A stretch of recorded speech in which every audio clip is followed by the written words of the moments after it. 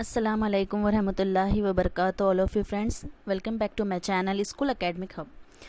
جیسا کہ آپ نے دیکھا ہے کہ ہم تاریخ نویسی اور مغربی روایت اس لیسن کے بارے میں معلومات حاصل کر رہے ہیں، اور ہمارے اس سے پہلے 2 ویڈیو جو اس لیسن پہ بن چکے ہیں۔ سوری فرینڈس، اس سے پہلے کا میرا ویڈیو پوسٹ ہوا تھا اس میں کچھ ٹیکنیکل پرابلم کی وجہ سے جو ہمارا ویڈیو ہے اس میں ساؤنڈ آ رہا تھا، جس کی وجہ سے آپ کو میری آواز سنائی نہیں دے رہی، تو اس کے لیے میں آپ کو معافی چاہتی ہوں۔ انشاءاللہ ہم آگے کے جو بھی ویڈیوز دیکھیں گے آپ لوگوں کو اس میں میرے سارے ویڈیوز اچھی کلیئرٹی کے ساتھ اور ساؤنڈ ٹیکسچر کے ساتھ دکھائی اور سنائی دیں گے۔ چلیے وقت ضائع کیے بنا ہم لوگ ہمارے ویڈیو کی طرف آگے بڑھتے ہیں۔ پلیز میرے چینل کو سبسکرائب کیجیے اگر آپ نئے ہیں تو، اور لائک اینڈ سبسکرائب کرنا نہ بھولیں۔ ہم اہم مفکرین کے بارے میں جو ہے معلومات حاصل کر رہے تھے،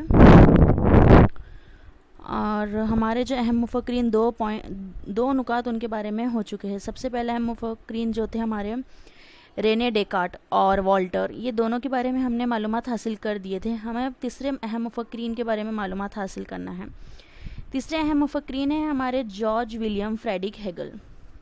جارج ولیم جو ہے ان کا تعلق دیکھیے 1770 سے لے کر 1831 تک ہے، اور ان کی جو اہم کتاب ہے وہ ہے انسائکلوپیڈیا آف فلاسافیکل سائنس، یہ ان کی اہم کتاب ہے، اور دوسری جو ہے وہ ریزن ان ہسٹری۔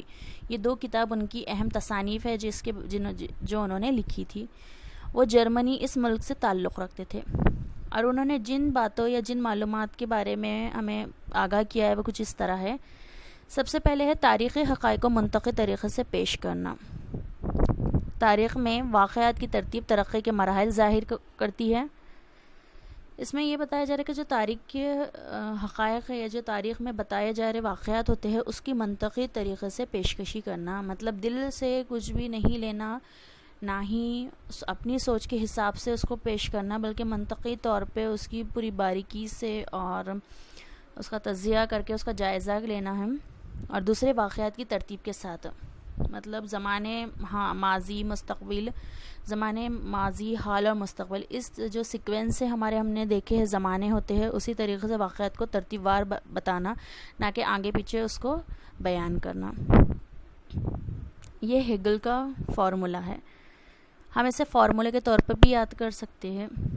نمبر 3 نکات ہے ان کا مورخ کا وقفاً دستیاب ہونے والے ثبوتوں کے لحاظ سے تاریخ کی پیشکشی میں تبدیلی کرنا، مطلب جو مورخ ہوتا ہے یا جو تاریخ کی معلومات ہم تک پہنچاتا ہے، جو دستیاب وہ اور حاصل کرتا ہے، ان کو ثبوتوں کے ساتھ لوگوں تک یا اسٹوڈنٹ تک پہنچانا، مطلب اس کو بے بنیاد نہ ہو بلکہ ثبوتوں کے ساتھ اور اکٹھا کر کے اس کو جو ہے علم پہنچایا جائے۔ کسی بھی واقعے کی تفہیم کے لیے اس کی درجہ بندی 2 مخالف قسموں میں کر کے غور و فکر کرے اور ارتباطی پیشکش کرے، اس نے اس جدلیاتی اصول کو پیش کیا ہے۔ مطلب کسی بھی واقعے کی تفہیم کرنے کے لیے یا اس کی باریکی سے کھوج کرنے کے لیے اس کی درجہ بندی کرے۔ درجہ بندی جو ہے وہ 2 مخالف قسموں میں ہونی چاہیے۔ 2 مخالف قسمیں یعنی کہ اپوزٹ ڈائریکشن میں اس کی ہو، یعنی کہ جب بھی ہم کسی چیز کی معلومات دے رہے ہیں تو وہ معلومات جو ہے منفی نظریے سے بھی ہو اور مثبت نظریے سے بھی، اس کے پازیٹیو اور نیگیٹو دونوں پہلو ہمیں سامنے رکھنا ہے، اور اس کے بعد جو ہے اپنی معلومات کو آگے بڑھانا ہے۔ اب ہمارے نیکسٹ مفکرین جو ہے وہ ہے لیو پارڈن رانکے۔ ان کا جو وقفہ تھا وہ 1795 سے لے کے 1886 تک تھا۔ ان کی جو اہم کتابیں تھیں وہ ہے the theory and practice of history, and second ہے the secret of world history. وہ جرمنی ملک سے ہی تعلق رکھتے تھے۔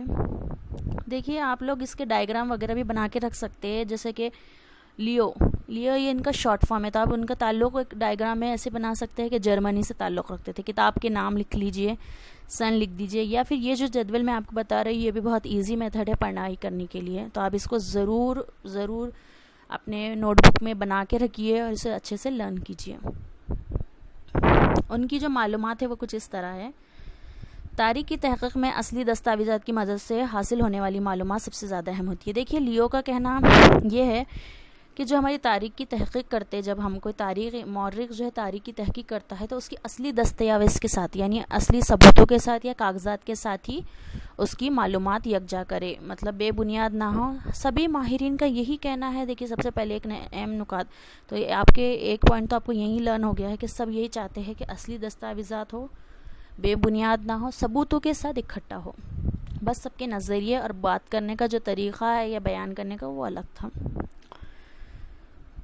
تاریخی واقعہ سے متعلق تمام کاغذات اور دستاویزات کی تحقیق اچھی طرح کرنی چاہیے. مطلب جو بھی تاریخی واقعات کی معلومات لے رہا ہے مورخ، تو اسے چاہیے کہ جتنے بھی وہ کاغذات یا دستاویزات جو ہے یوز کر رہا ہے، استعمال کر رہا ہے، اس کی تحقیق اچھی سی کرنی چاہیے، تاکہ کاغذات کوئی پرانے نہ ہو، نہ نقلی ہو. اس لیے اس کی دستاویزات کی جانچ اچھی ہونی چاہیے.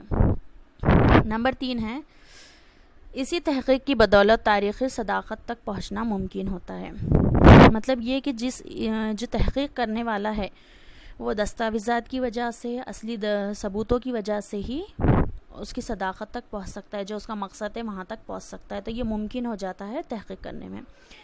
تاریخ نویسی میں خیالی واقعات پر تنقید کریں. اور تاریخ نویسی میں جو خیالی واقعات ہوتے ہیں، جو اپنے امیجنیشن کر کے، ہم امیجن کر کے جو بنا دیتے ہیں اپنے دماغ میں، تو اس پہ تنقید کریں، بلکہ وہ یوز نہیں کرنا ہے ہمیں زیادہ سے زیادہ، اسے ہمیں نظر انداز کرنا ہے. 19ویں صدی تک تاریخ نویسی کے طرز پر اس کا اثر تھا، اور 19ویں صدی تک جو ہے تاریخ نویسی کا جو کام تھا اسی پر اثر کردہ ہے ہونا چاہیے. مطلب 19ویں صدی سے پہلے اس کا کام کرنے کا عمل جو ہے وہ زیادہ عمل میں نہیں آیا ہے. نیکسٹ ہے، دیکھیے ہمارے اہم مفکرین وہ ہے کارل مارکس. کارل مارکس کا سفر جو تھا ہم نے دیکھا ہے، ان کی پیدائش سے وفات کا جو ہے وہ 1818 سے لے کے 1818 سے لے کے 1818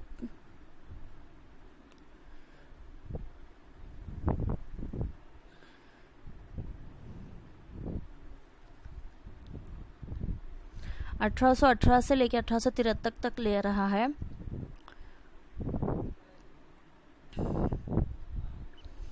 اور ان کا جو فیمس وہ جہاں کے رہنے والے تھے، ان کی کتاب جو ہے وہ ہے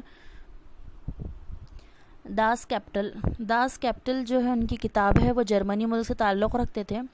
ان کا جو اہم نکات ہے وہ اس طرح ہے: تاریخ غیر مرئی خیالات کی نہیں ہونا، زندہ انسانوں کی ہو. مطلب تاریخ جو ہے وہ انسانوں پر، زندہ انسانوں پر مبنی ہونی چاہیے، بلکہ غیر مرئی جو چیزیں نہیں ہے یا مر چکی ہے یا پھر جس میں جان نہیں ہے، ایسی خیالات نہیں ہونا چاہیے. بلکہ بے جان چیزوں سے تاریخ کا کوئی لینا دینا تعلق نہیں ہے ہوتا ہے، بلکہ جو زندہ ہوتی ہے، جس میں جان ہوتی ہے، جو موجودہ ہے، انسی سے کام کرنا ہے. ان کا دوسرا دیکھیے کہنا ہے، مارکس کا کہنا ہے، کال کا: اپنی بنیادی ضروریاتیں پوری کرنے کے لیے میسر پیداواری، وصول اور ملکیت پر انسانوں کے آپسی تعلقات منحصر ہو. مطلب ہماری جو بنیادی ضرورت ہے، جیسے کہ ہماری بنیادی ضرورت ہے روٹی، کپڑا اور مکان، تو اس کو پوری کرنے کو یا اس کو میسر کرنے کے لیے جو ہے پیداواری وسائل کا استعمال ہو، اور ملکیت پر انسانوں کے آپسی تعلقات ہوں. روٹی، کپڑا اور مکان کے لیے جو ہم پیداواری وسائل یوز کرتے ہیں، جو استعمال شدہ چیزیں ہوتے ہیں، کھیتی باڑی میں جو استعمال ہوتے ہیں، ان کا ملکیت یا اپنے مطلب پر انسان جو ہوتے ہیں اس میں آپسی تعلقات ہونے چاہیے. مطلب ایک دوسرے سے لین دین میں وہ زیادہ سے زیادہ جو ہے منحصر ہوتے ہیں.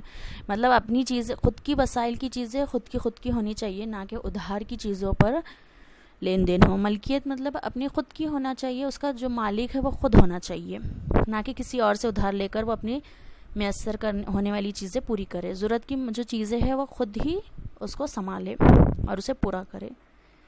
تیسرا ہے پیداواری وسائل کی تقسیم سماج کے تمام طبقات میں مساوی طور پر وجہ سے سماج میں طبقاتی کشمکش پیدا ہوتی ہے.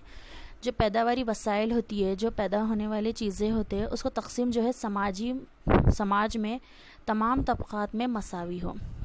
مطلب جو بھی کھیتی باڑی میں جو سامان استعمال ہو رہا ہے، جو پیداواری وسائل استعمال ہو رہے ہیں، تو اس کو تمام طبقات میں جو مساوی استعمال کرے، نہ کہ بھید بھاؤ ہونا چاہیے، نہ ہی اس میں کوئی بھی مذہب کا فقرہ آزمانا چاہیے.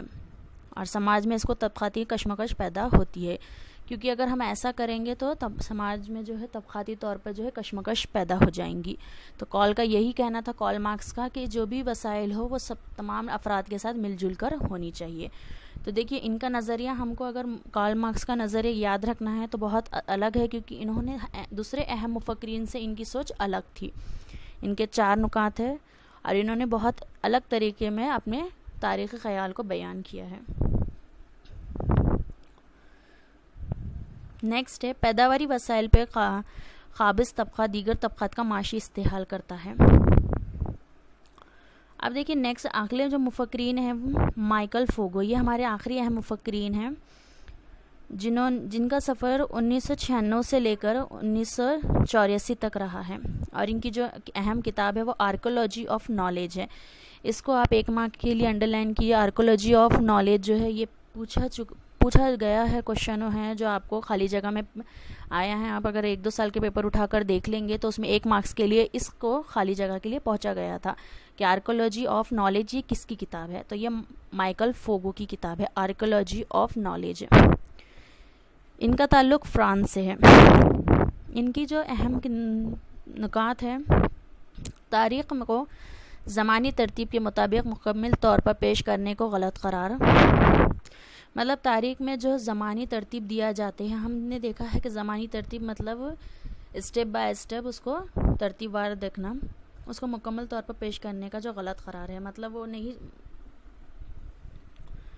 فوگو کا کہنا ہے کہ زمانوں کا کوئی بھی تعلق نہیں ہوتا ہے تاریخ میں، مطلب تاریخ ہوتی ہے اور اس میں زمانوں کو ترتیب وار دینا یہ کوئی صحیح بات نہیں ہے. سیکنڈ نکات ہے آثار قدیمہ کا مقصد حتما سچائی تک پہنچنا نہیں بلکہ ماضی کے تغیرات کو کرنا ہے. یعنی کہ جو آثار قدیمہ کا میں جو چیزیں ہو چکی ہے اس تک سچائی تک نہیں پہنچا جا سکتا، کیونکہ ہم اس وقت نہیں تھے. تو یہ سچائی تک پہنچنے جانے کا کوئی ایک اچھا طریقہ نہیں ہے، بلکہ ماضی کے تغیرات کو پیش کرنا، جو ماضی میں ہو چکا ہے اس کے تغیرات کو پیش کرنا. اس نے اس طریقے کو علم کا آثار قدیمہ کا ہے. اور جو فوگو ہے، دیکھیے ہم نے دیکھا ہے فوگو کا کہنا ہے کہ طریقہ جو بھی ہوتا ہے، تاریخ کا جو بھی طریقہ ہے اس کو علم کا آثار قدیمہ کا طریقہ کہا گیا ہے. اس نے نفسیاتی امراض، علم طب، قید خانوں کا انتظام وغیرہ کا نقطہ نظر پیش کیا ہے. اور فوگو نے جو ہے نفسیاتی امراض جیسے سائیکولوجیکل مرض جو ہوتا ہے، پیشنٹ ہوتا ہے، وہ علم طب کا اور میڈیسن یعنی کہ اس کا قید خانوں کا انتظام، ان تمام چیزوں پہ ان کا نقطہ نظر تھا. تو یہ کچھ اہم مفکرین تھے جنہوں نے ہمیں کچھ اہم معلومات دی ہیں. اگر ہم دیکھ لیتے ہیں، دیکھو ہیگل کے بارے میں اگر ہمیں دیکھنا ہے، جارج ولیم فریڈرک ہیگل. تو جارج ولیم ہیگل جو تھے انہوں نے کچھ اہم بات بتائی ہے. دیکھیے ہیگل کے مطابق کسی واقعے کا مطلب اخذ کرنے کے لیے اس کی درجہ بندی 2 مخالف قسموں میں ہوتی ہے. کہ ہیگل کا یہ خاص نقطہ نظر ہے کہ جب بھی ہمیں کوئی چیز کی معلومات حاصل کرنا ہے تو ہمیں اس کے 2 نظریے رکھنا ہے، ایک منفی نظریہ اور دوسرا مثبت نظریہ. اس کے بغیر انسانی دماغ کو اس واقعے کا ادراک نہیں ہوتا، کیونکہ جو انسانی دماغ ہوتا ہے وہ 2 چیزوں پہ مبنی ہوتا ہے. ہمارے دماغ میں اگر ایک پازیٹیو بات آ جاتی ہے تو دوسری نیگیٹو بات بھی آنا ضروری ہے. تو انسانی دماغ کے اعتبار سے ہمیں 2 نقطہ نظر رکھنا ہے. مثلاً سچ جھوٹ، مطلب ایک سچائی ہونا اور اس جھوٹ. انسان جو ہے 2 طریقے کا بات کرتا ہے. دیکھیے اچھا برا، مطلب ہم اگر کوئی مثال لیتے ہیں، اگر میں نے ایک اسٹوڈنٹ ہیں، ایک طلبہ کے بارے میں بات کرتی ہوں، تو ایک طلبہ ہے جو بہت اچھا پڑھائی کرتا ہے. تو اس میں یہ اچھا ہی ہے کہ وہ بہت اچھا پڑھائی کرتا ہے، لیکن اس میں ایک برائی بھی ہے کہ اس کو میتھمیٹکس کے جو کوشچنس ہے وہ سالو کرنے میں دقت پیش آتی ہے.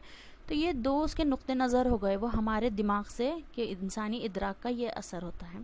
اس طریقے کو جدلیت کہا جاتا ہے. تو یہ جو طریقہ ہوتا ہے 2 قسموں میں، مخالف قسموں میں پیش کرنے کے چیزوں کو، اچھا برا، جھوٹ برا، بڑا چھوٹا، تو یہ سب جو بھی ہوتا ہے یہ جدلیت کا طریقہ کہا جاتا ہے. دیکھیے یہ جدلیت کا طریقہ کسے کہا جاتا ہے، یہ کوشچن بھی آپ کو 2 مارکس کے لیے پوچھا جا سکتا ہے کہ جدلیت کا طریقہ کسے کہتے ہیں. تو جدلیت کا طریقہ جو ہے ہیگل نے بیان کیا ہے، اور وہ کچھ اس طرح ہے کہ درجہ بندی 2 مخالف قسموں میں ہو اور یہ انسانی دماغ کے ارتقاء کے مطابق ہوتا ہے، مثلا سچا، جھوٹا، اچھا برا وغیرہ. اس طریقے میں پہلے کے اصول پیش کیے جاتے ہیں. اس طریقے میں جو ہے پہلے کے اصول جو ہے وہ پیش کیے جاتے ہیں، اور پھر اس کے بعد جو ہے بعد کے اصول کو مخالف طور پہ پیش کرنا. مطلب پہلے اصول میں پازیٹیو بتانا اور پھر جو بات کے اصول ہے اس کے مخالف مطلب نگیٹو پوائنٹ رکھے جاتے ہیں. ٹھیک ہے. تو فرینڈز دیکھیے آج ہمارا یہ لیسن کمپلیٹ ہو چکا ہے, تاریخ نویسی اور مغربی روایت. تو آپ اس ویڈیو کے تحت مجھے کوئی کوشچن کرنا ہے تو آپ کر سکتے ہیں. انشاءاللہ ہم آگے بھی نیکسٹ ویڈیو پہ بنائیں گے, اور اس کے جو کوشچن آنسر ہے اب نیکسٹ ویڈیو جو ہمارا رہیں گا, اگر کوشچن آنسر ہم دیکھیں گے تو انشاءاللہ اس کے کوشچن آنسر بھی دیکھ لیں گے.